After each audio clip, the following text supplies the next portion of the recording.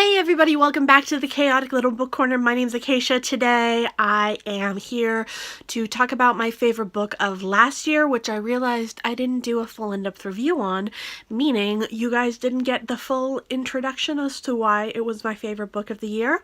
I have yet to make a full review of The Bell Jar. I've read it twice. I seem to read it every booktubeathon, which has a new name now. It's escaping me at the moment, but I know it has a new name. And I love that book. It's my favorite book of all time. I just haven't come to a situation where I can put into words what I want to get across with The Bell Jar. But my year of rest and relaxation, I have come to terms with. So let's do a book review of that today. This is My Year of Rest and Relaxation by Atesha Mosvik. It is now one of my favorite books of all time. If you guys would like to see a top 10 books of all time or top 10 fiction of all time, let me know. I can do that video. It would just be an of the moment video though, because my top 10 books of all time has changed quite a bit in the last 2 years, and I expect it to change again in the next 5 to 10 years. At the moment, it's going to be very hard to take a lot of those books out of their spot, but I do know it is possible. So just let me know if you'd like to see that video. Otherwise, I don't have to make it. It's totally fine. But this is My Year of Rest and Relaxation by Atesha Mosvik, which I already said, but for regular purposes, let's just go with me saying it again. How do I explain this? So this book blew me away. I felt so personally connected to it. I understood the logic of the main character. I understood the want to shut down the world and hibernate and avoid reality and avoid responsibility. Now, her reasoning for resistance to responsibility in the real world is very different from my own. And it's very much surrounding grief and the experience of her loss of her parents. Now, the loss of her parents is something that she explains to you how it occurred, but her therapist keeps forgetting how their death occurred.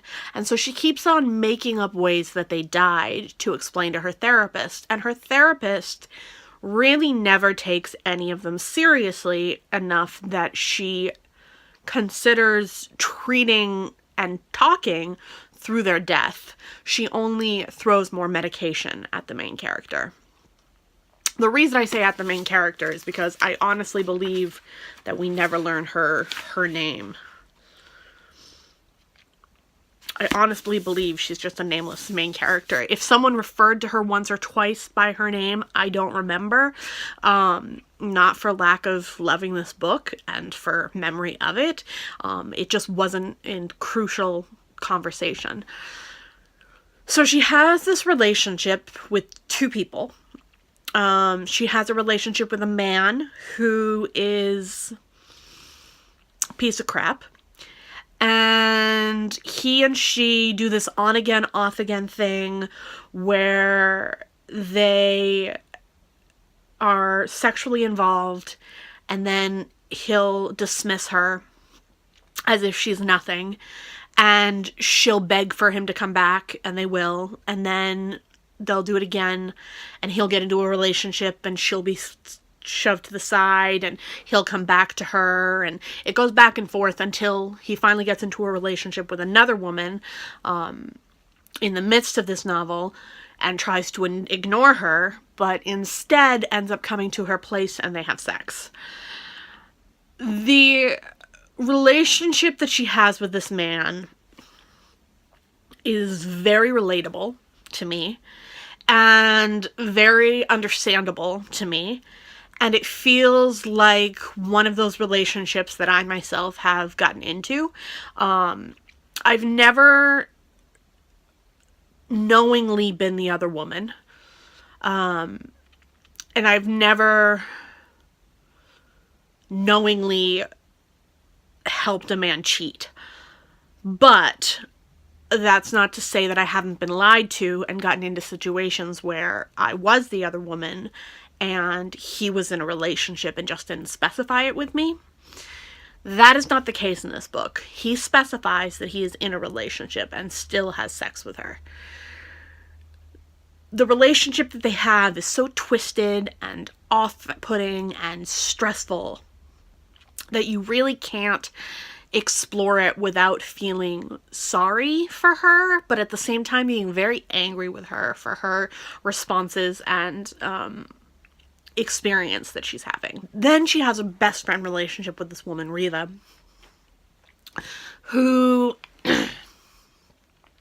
is very needy and very loving and very